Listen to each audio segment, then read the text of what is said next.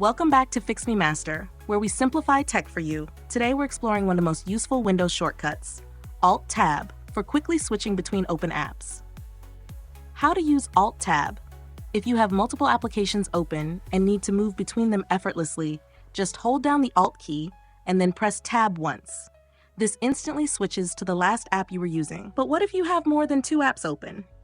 No problem. Keep holding Alt and press Tab multiple times to cycle through all open windows. Release both keys when you land on the app you want to switch to. For even more control, try Alt-Shift-Tab to move backward through the open apps instead of forward. Why use Alt-Tab? This shortcut is a huge time saver, especially when multitasking. Instead of manually clicking through open windows, you can instantly jump between tasks, keeping your workflow smooth and efficient. And that's how you can switch between open apps like a pro.